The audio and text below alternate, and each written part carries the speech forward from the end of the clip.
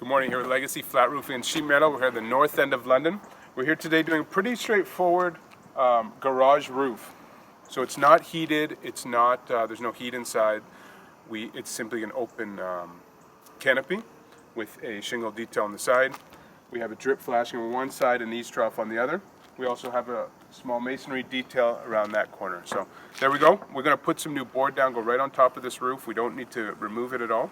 So we're going to put some new substrate down, base and cap. We'll show you what it looks like when we get some base on. Thanks. Okay, welcome back. We've finished doing the substrate. We've fastened the substrate down to the existing roof.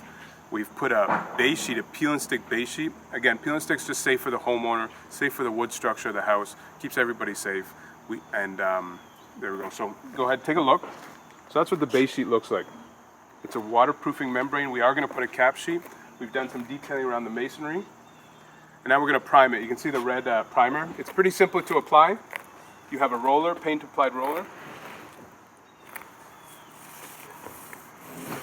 And you roll it on. So it's an adhesive primer. You allow that to flash for some time before you put the peel and stick cap sheet. Show you what it looks like when we get going. Thanks. Okay, we finished the job. I think the job turned out wonderful.